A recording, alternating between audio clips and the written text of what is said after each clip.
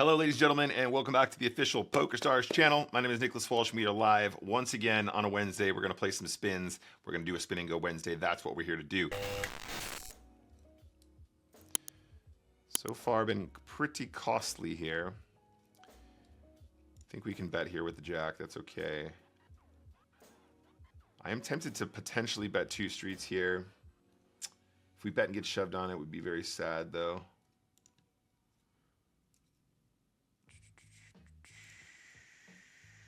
Pretty straightforward, yep. The one big blind was just the blocker where they don't really know what they're doing, so that's cool. Pair of sixes. Sixes with the hearts. Derby's asking how much I've won from Spin and Goes. It's difficult to... I actually don't have a figure in my head, but we've done okay. We've done fine over the years.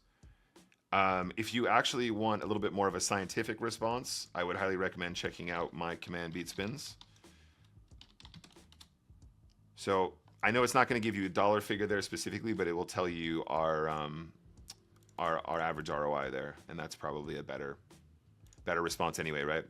Because moving forward, you know, what could a player with my results expect to win over time is kind of highlighted in that breakdown if you wanted to give it a look yourself. An actual dollar figure, I don't even want to guess at it. You know, six figures, something like that. All right, cool. So pretty straightforward shove. Nice pickup. Jack seven. We probably do a little bit of everything here. Let's mix it up. So what was our rule? Tails is limp, heads is go. Tails is passive, heads is aggressive. We're gonna call almost any two cards here, guys. When they min ISO, we basically just have too good of a price to not continue with almost ATC when we are when we're looking at that. So I think we can definitely still call here, guys, with the gut shot. Certainly going to continue and then give up with some combos as well here, so we have the opportunity to bluff outside of just trying to make our straight. We're going to fold the turn, though. It's in your calendar. Good stuff, vegan. Zenio, how's it going? Thank you for the good lucks. So king nine, we can probably do a couple of different things.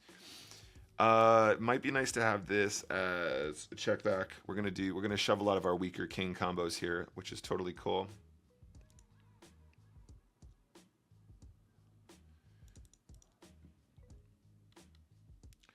John Delano will be around. So in this spot, really, he's not gonna have an ace that often. This guy who's unknown could have plenty of aces, but we need to basically get really sticky in this spot. If they're playing the correct ranges, quite a few of their aces would have been played as a shove pre-flop. So we're just going to try and navigate our best here, guys. It's really hard to fold a king in this spot, regardless of the opponent type, really. I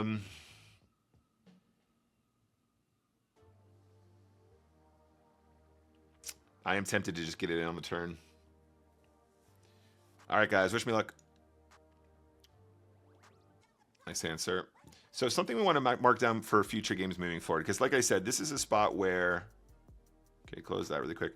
Let's do some review here really quick and make sure that we're going to note down this individual's sort of style, because first things first, let's take a look at the actual hand itself and let's talk about it from like sort of a theory perspective. So under these circumstances, our opponent has limped, and at this stage in the tournament, we can definitely consider being aggressive with king nine, but I think checking back is pretty fine, is going to be fine as well. Once we arrive on this texture and we started the hand at like 11 big blinds effective or whatever it was, where were we? Was it 4? We're at about 12 big blinds effective. We need to understand that a very decent chunk of ace combos will be played aggressively pre-flop. So technically speaking, ace deuce, ace 3, ace 4, ace 5, you know, lots of these offsuit ace combos, maybe even some of our weaker suited combos are going to be played aggressively. People will do different things. We're not saying this because we have to be a slave to the rules, but just because we have to start from somewhere and then work our way from there. Once we arrive on this texture, king nine is going to be the best hand like a lot of the time. Now, I would argue that when we see people that we haven't played with before, who are definitely doing things which are very unconventional to the point of being just bad. When we see people full pot in these situations on flops, I think that they do sort of skew a little bit more towards value, generally speaking. Now, having said that, there are other people that just have the full pot button on lock, and then they fire away, and they're just like, this is how you bluff. You just bet really big, and they just have pot, pot, pot as their bluff line. So under these circumstances, as we're starting to get shallow, I'm not too concerned about this specific hand going the way that it did. Once we see full pot, alarm bells are kind of going off, but like I said, that doesn't really have any meaning until we have a bit more information. Once we arrive on the turn and we see this full pot again, I would argue at this stage that people who have hands as strong as ace king or ace jack or ace 10, or some of the combinations that actually would limp trap here, a lot of those combinations are simply not going to full pot here, and this actually skews more towards being like queen jack of hearts, or like jack 10 of hearts, or like 7-8 of hearts, or something like that. On the turn, they pick up some sort of a combo draw, and now they're trying to create max fold equity, and therefore they're going to do this, and therefore king 9 is like going to be a pretty reasonable get in here. Now, having said that, like I said, people do all kinds of wacky stuff, and people will turn up here with hands that you don't expect them to. That doesn't bother me in the slightest, as long as once we get to this stage, we're going to make a note moving forward on how we can adjust for this individual. So the limp trap with ace king suited, totally fine. I think that's great at 12 big blinds effective. That's fine. But what we do want to write down is limp pot, full pot flop was ace king on ace king, full pot turn. Something like that. That's probably too wordy for our needs, but I'll understand what's going on here. And that's going to be totally fine. TME, the tournament ID, that actually might be something nice to add, Tom, in a moment.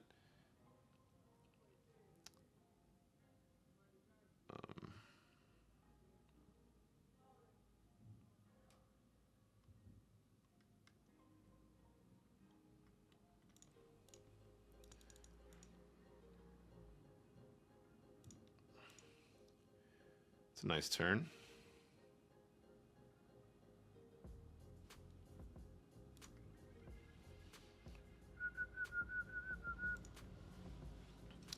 Would love to get called by like king 8 of diamonds. That would be nice.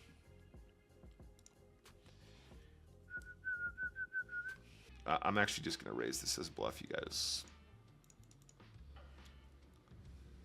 And then we're going to bet small on the flop. And then we're going to bet small on the turn. Now we're just going to shove the turn. Yeah, we don't have enough to bet small again. Beautiful. So technically we could shove 6-4 suited here against this guy. We definitely do not want to do any of that high variance stuff. We just want to play it nice and cool. Just play loads in position and just do our absolute best to... Now you'll notice how he uses big bets when he's strong and he uses small bets when he's weak. This is what we're gleaning from this over time. 2.5. And then we're going to bet small on the flop.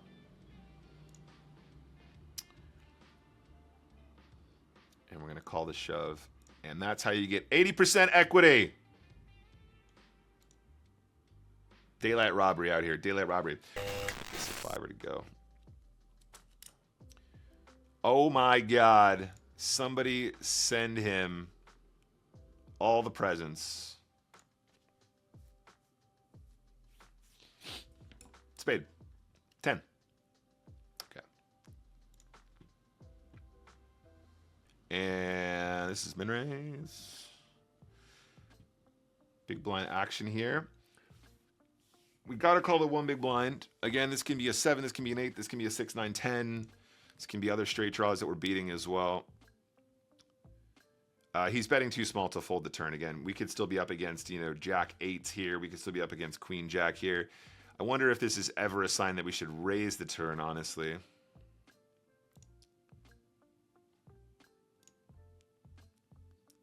In any case, I think the one thing we can't do is fold. And on the river, I think we're just going to do this. So He's going to have a 9 here. He's not going to have... I don't think he has many traps. 7-8 just carries on barreling. King, Queen carries on barreling. I think a Jack also kind of blocker bets the river. So I think we do best by playing our hand this way when we're blocking King, Queen. Yeah, that works too. We definitely don't want some like random 6x getting to showdown there, because that's like, oh my God, brother, give up. Razboy's asking, what did I play professionally? So when I've been playing full time for a long time. I started out playing cash games online for a short while. That's when I was traveling around Asia. Got coached by some people in Southeast Asia for a little while. Lived out there for a little while. Then I transitioned. So when I first started playing online poker, I played sit and goes because I thought that was awesome. I really liked the idea of sit and goes. Then when I started to sort of play more seriously, when I was trying to become a professional, when I was trying to become a profitable player, because back then obviously it was still pretty borderline, I started to get coached for low stakes cash and had some success with that. Then I transitioned over to sit and goes. Oh my days. Yeah, I mean, if he raises, we're gonna shove. If it's this cold deck, obviously, guys. If he raises, we shove. If he limps, we shove. If we limp and he raises and he shoves, we call. So it's all good. That's all good. I started playing sit and goes again, but this time the focus was more heavily on playing heads up hypers. So sort of 6 max turbos, heads up hypers, and then spin and goes was kind of like the natural progression, just because the games were so good. Yeah, and so really my main focus, or like where I had my most success, was when I returned to sit and goes.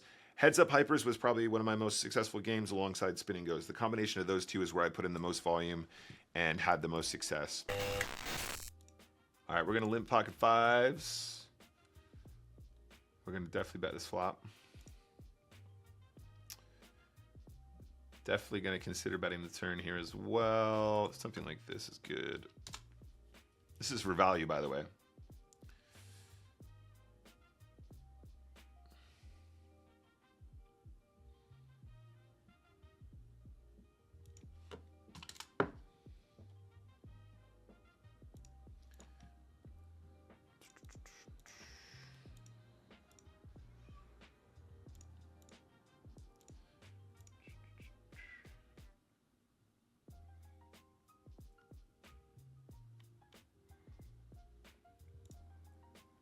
I'm going completely crazy, but we're check raising.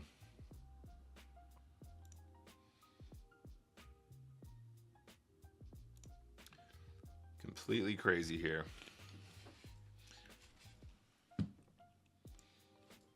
All right, there's no chance that he checks back a spade at spade draw on the turn, right? So spicy. So effing spicy.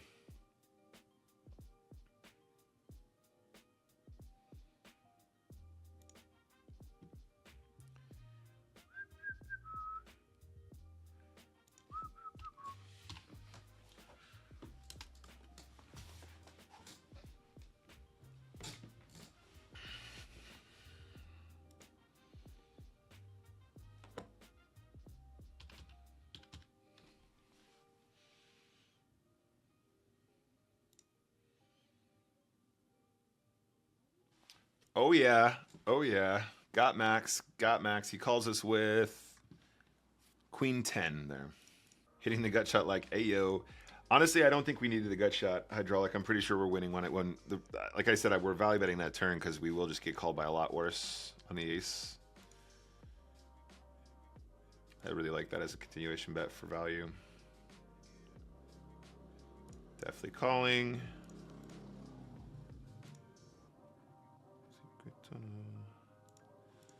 Secret tunnel. This is an interesting spot now. If we call and he slows down, we don't have a ton of fold equity, right? He doesn't have very much left behind. Some circumstances I might actually justify calling again because he might still be bluffing himself, but then also we have the opportunity to potentially turn our club into and try and rep the clubs there if it comes a third club on the board. We can min raise kings here. We're gonna put in the 1 BB like a champ. We're going to put in the 4.5 on the turn.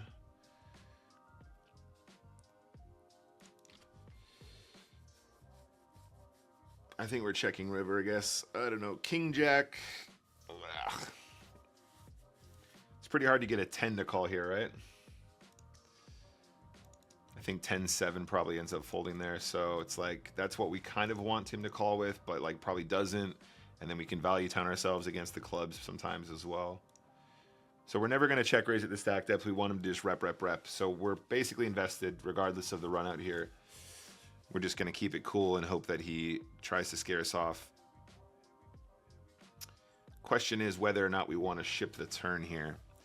Because I do think that he's going to have almost any two cards when he bets like this on the turn. It's a good board to barrel as a bluff, barrel as a barrel flop as a bluff, barrel turn as a bluff. So we're going to check and hope that he shoves river, and hopefully we got him.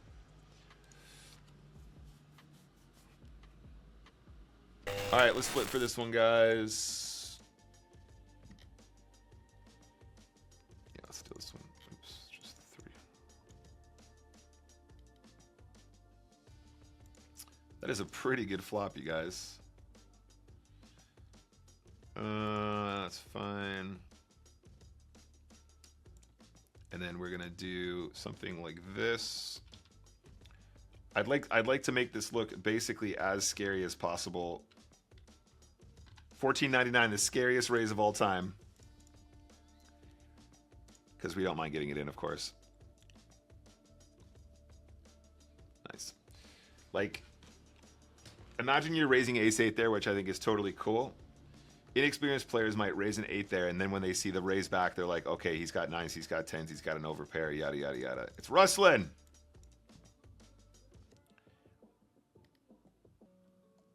Come on, Rustlin. Give me the chips. Give me all the chips. Give me all the chippies. 61%.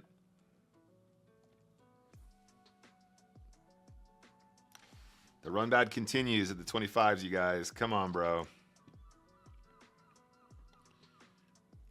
We're calling queen 6 of spades, of course. Pretty straightforward. Oh, okay. Little walk there. Little walkie walk. Gotta fold this one. Come on, here's the comeback. Oh, no action with the ace queen. Come on. Jack 7 for sure is a push. John Edwards can hear the seagulls. We get cold decked here as well for like 4 bigs. 10. We lost our big all in, guys. That's unfortunate. Let's keep it going, guys. We have a few more games to play still. Hello, $100. An opportunity for some last minute glory here, guys. Wish me luck. Would love to scoop this $100 to finish the session. That'd be nice. That would be super duper nice.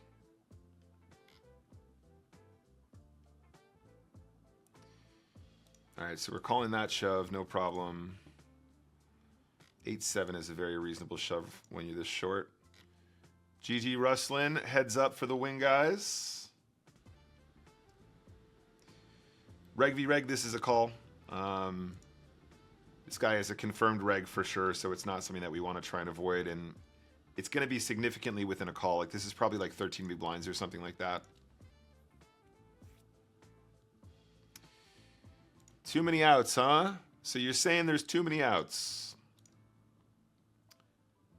Yeah, obviously it's going to be the correct call. We just have to follow the rules. When we play regs, some things become really difficult, other things become very simple, and he's going to shove actually significantly worse than that hand. We're not calling purely because we have equity. He's going to shove a bunch of suited connectors and stuff that we actually would really love for him to have there as well. But reg v reg, we got to gamble, and then sometimes we got to actually like make a draw, especially when it's a combo draw, like once in our lives. That'd be great.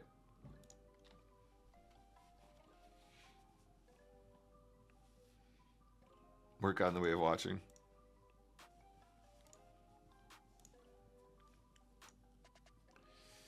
Come on the 10. Give me the best hand.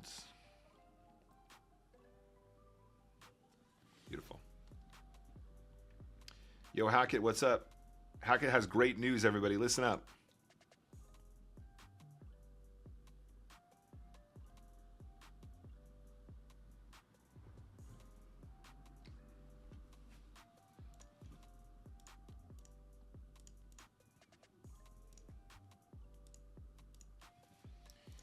Imagine having a straight flush draw, 2 overcards to the pair, and we still can't get there.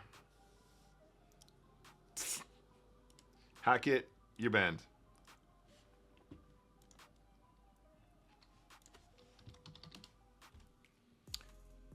You are so banned, Hackett. Get out of here.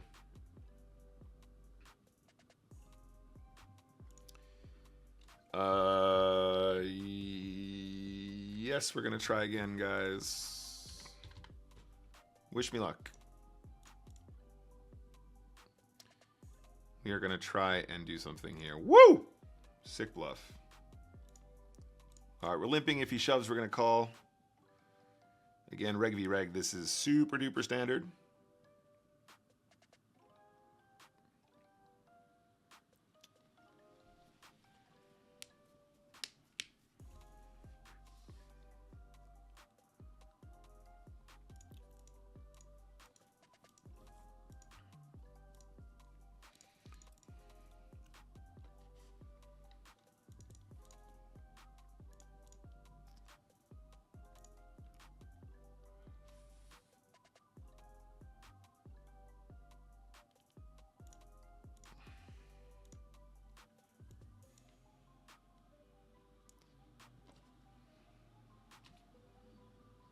Big finish, $100. Let's go.